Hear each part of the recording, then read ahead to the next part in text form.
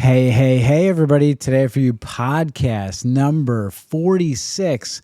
Today's podcast is titled Speaker's Choice.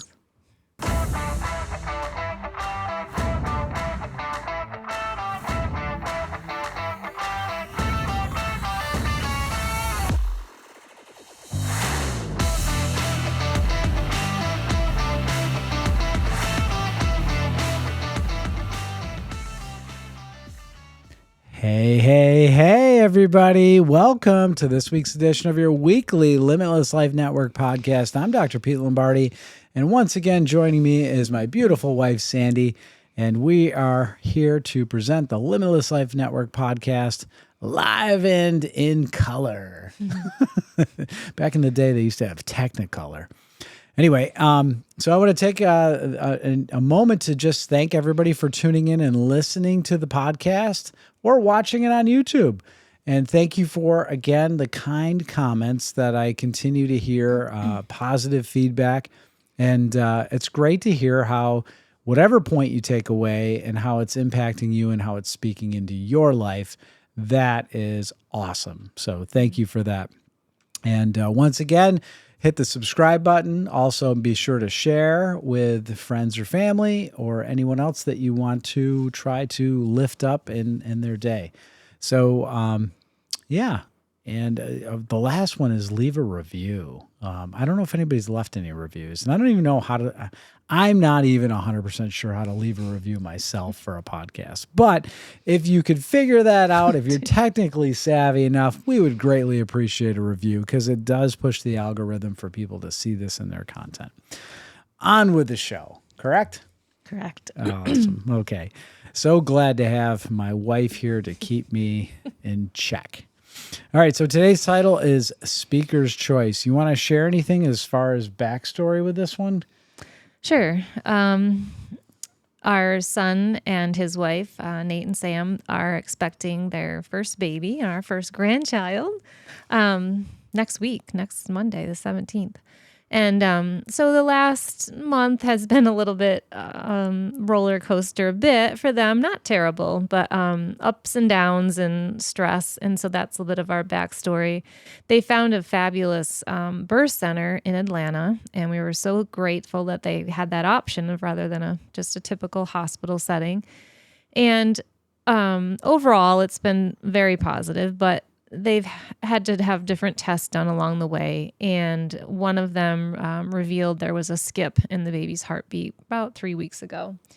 And which can be a very normal variant, but they were concerned enough that they wanted them to go to an echo specialist for prenatal.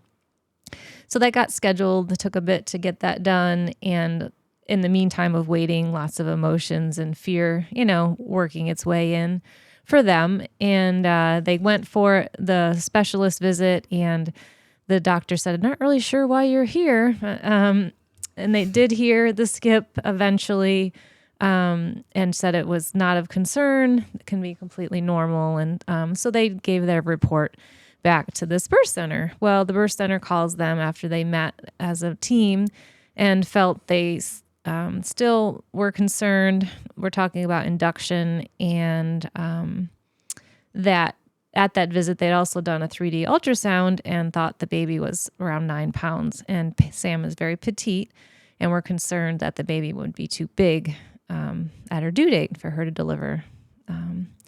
So they were talking about induction, and it was a form of natural induction using a shake with castor oil or something. But they were concerned about any type of induction. They really had intended to just let her body and decide when it was time to go into labor. So that's our backstory, I guess. Yeah, a lot of good detail there for those people that are interested in the birth process and what goes on in that element.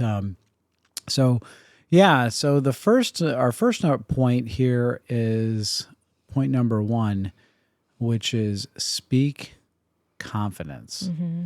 So what do you want to say about that? Speak confidence.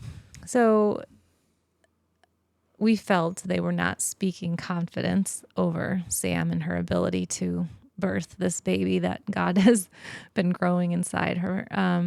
So, they did end up with a different midwife that spoke confidence and spoke her ability over her yesterday, Monday. And we were so thankful for that flip of the script. It wasn't this fear conversation. It was that, wow, you've taken amazing care of yourself. You've been eating so healthy. You haven't gained a lot of weight, and you've been exercising every day. And, they did a palpation to feel how big they thought the baby is, and felt right on track that the baby was not, in fact, going to be too big for her to deliver. So that midwife chose to speak life and confidence into Sam, which is what any mom who's about to give birth needs. And Yeah. So that changed everything for her headspace. And I think that's super applicable to all of us, is that certain people can speak negativity into your life and create worry and create anxiety. And then other people can speak positivity and confidence into your life. And that's really, and you can do the same. You could be one to speak confidence, or you could be one to speak worry and anxiety. And I think it's super important for us to recognize what we are speaking, because we have control over what we speak. We don't have control over what people speak to us. But also, when you're hearing things like that, like, you need to try to figure out, is that speaking confidence to me, or is that speaking worry, panic, and anxiety over me? Because, right. What's the motivating factor? What's driving it, right?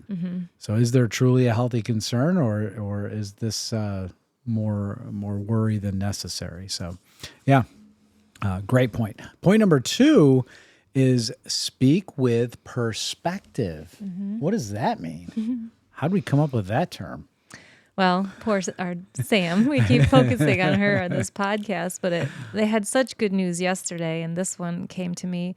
Sam had to meet with a professor yesterday. They're in their last quarter of chiropractic college of classwork. And she had to meet with a professor because the baby's coming next week, and she wouldn't be able to meet some of the requirements for the class. And nervous about that conversation, and was just thrilled with how he handled it. And apparently he looked back at her academic records while she's been there and said, your academic performance is just stellar. You've been an amazing student here, and I have no concerns. I want you to focus on your birth and new baby, and pretty much just said the rest will just fall in place. So he just had looked at a bigger perspective, that she's going to be an amazing doctor and an amazing mom, and just took out some of the. And I think that's really shows wisdom. I know that oftentimes we can get focused on the minutia, and certainly that professor could be a stickler for the syllabus and say, hey, here are my requirements for this class, and if you're missing, X number of days, then, I have to fail you. That's not only is it not, a good representation of what a great student she is, but it wouldn't be, he would be in every right. He could have every right to possibly do that, but instead he takes the high road and says, hey, let's look at the big picture. Right. And, absolutely. And I think that's important for all of us to say, are we, dying on a hill that really doesn't matter? Right. Or are we looking at the big picture and saying, okay, how does this all fit together in the grand scheme of things? And that oftentimes, does come with years of wisdom. So I appreciate that for sure. Okay. Point number 3, you're going to carry this one too, because this is a great one. Speak when led. What does that mean? That's listening, whether if you're a believer, to the Holy Spirit, or that inner voice you hear when you feel led to speak something to someone, whether hopefully it's a word of encouragement, it could be a word of truth. And it just can really change someone's day. And I think we can always, on our own, find something positive to speak to someone, but really just waiting, I guess, to be led and let it be genuine. I know, again, Sam had shared on Sunday at church, a woman that she didn't know came up to her and just said, "Can I pray over you?" And she just prayed a beautiful prayer of how well her birth was going to go, and just so encouraging to Sam. So, and that woman probably has no idea how valuable and important that was to her that day. So, or maybe she does. yeah. Mm-hmm. That's the part about being led, is that there's something tugging at you. Mm-hmm. There's this little voice inside, whatever that little something is, and so many times we put that voice out, and we do nothing. Mm-hmm. And I'll tell you, anytime I've listened to that little voice, I've never been disappointed. I've never felt like, oh boy, that was the wrong thing to do. It's never turned out bad. It's always guided me very well. Mm-hmm. So that was point number 3. Point number 4 is speak with discernment. So how would you describe this one? Speak with discernment. Can you give me any examples where this may have come up in our lives any time recently? Well, we were picking our points earlier before we went live, and I said, well, it's like, for instance, like last week, and I couldn't quite think of the exact instance where Pete had thought something was really important to him to go do, and he left and took off to go do that, and I was like really upset that he had done that. We had other plans, and I was like, oh. And then I got in the car to go do something later in the day, and he was gone. And this came over me, like, just stop that thought process, and realize that project meant something to him, and it was important to him, and it was bringing value to our family, and him doing that. And I just chilled. And so my encouragement, I guess, is when those thought processes start, and realize, like, we don't all have the same values or time, picture. So, like, discern. Right. Why is it frustrating you, I guess? And sure. And I think that's a good way that you just kind of described it, because discernment is really taking a moment to, as my friend would say, who's in the military, he'd say, take a tactical pause. Yeah. Which means before you act, let's reevaluate the whole situation. Mm-hmm. Let's try to look at it from both sides now.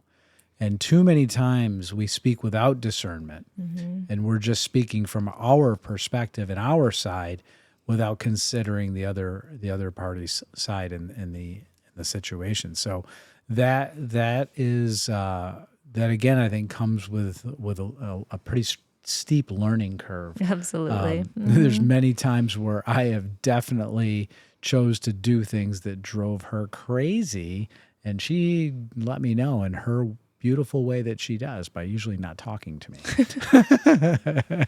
But I know there's something that I did that wasn't quite right, which is interesting, because I was just saying, like, was it the time that I did this? And you're like, no. She goes, it was earlier in the week. And I said, was it the time when I did this? No, earlier than that. I'm like, oh, okay.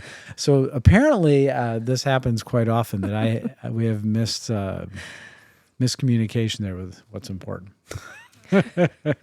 Okay, point number 5 is speak the truth in love. And I think this goes without saying, is that we all love the truth, the knowledge of the truth. I mean, the truth I shouldn't say we all love the truth. Yeah. We all can admire, we think we want the truth until somebody says it to you. Mm-hmm. But if it's done in love, it's a lot easier to handle. And I'm going to give you an example today. This happened today. I was meeting with a new patient who had a significant weight problem, and he has been struggling with some major health concerns that have been going on really without any help since 2015.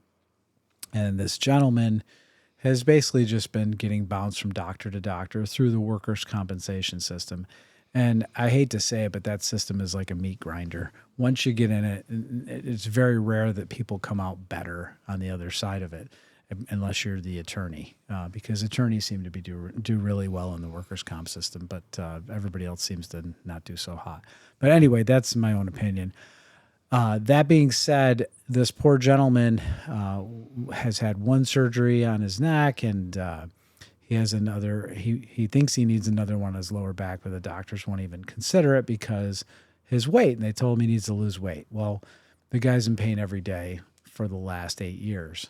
So he doesn't believe that he can lose any weight. So I said, well, what do you do all day? And he said, well, I sit home and I basically just watch TV. And so there's no wonder the man is overweight, because he doesn't do much of anything physical because he's in pain all the time. Not to mention, if I was sitting home all day long, even if I only ate one meal a day, but that meal would probably last from sun up to sundown. I would probably continue to just graze all day long and call it a meal. Right. And recently I read a book, and it was about perspective of what you think you eat based on your body weight. And a healthy person, usually their perspective on how much they're eating is not even accurate. Even people that have a normal body weight, they still think they're eating less than they actually are in a day. But an obese person will be 300% off of what they actually think. So if they were to measure how much they're eating, and they were to take a look at that, and they would be what they said they were eating would be about 300% off. That's By caloric? That's caloric intake. Okay. That's crazy, right? But that's a mismatch in our head. So I really chose my words very carefully when I spoke to this man, because the bottom line is that he really had to help himself in this situation. I said, well, what you need to do is you need to change your behaviors. You need to develop some new habits. And sitting home and watching TV is not a habit that's building your health right now. If you could exchange your TV watching time for reading books that will teach you about your health and how to build habits, which I could give him several recommendations of books, I said, you're going to start to move your life in a different direction. So I know he didn't necessarily think that that's what he was coming to hear from me today, but I think that was probably a better piece of advice, and giving him confidence in the fact that he could still lose weight because he still had things within his control. I've said, you're in pain anyway while you're sitting there, so if you do some exercise and you're in pain still, so what's the difference? At least one's moving you in the right direction. Right.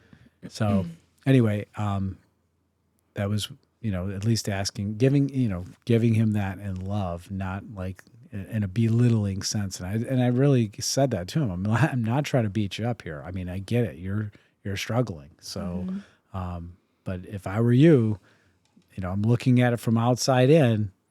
This is a strategy that can help you here.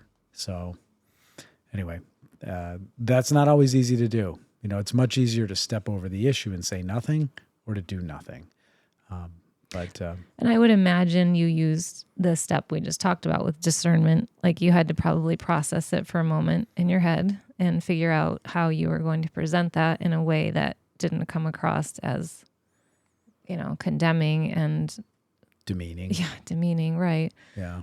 But as something he had control over. Yeah. Yeah. I mean, at the end of the day, if you can leave somebody a little more empowered rather than defeated, then, and hopeful. Yeah, and hopeful. So, I pray that's what happened in that encounter, because I know he's capable of it. He seems like a really decent man. So, awesome. A lot to give to the world. So, anyway, those are the 5 points for this week, and I hope you wrote them all down and you're going to study them all week now.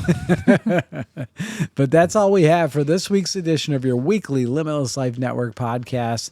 Be sure to tune in each and every week so that you can stay connected, be inspired, and keep moving your way toward reaching your goals and living your best life. And we look forward to seeing you back again, or hearing from you next week. Yeah. So I got to have a good sign off. So see you next week.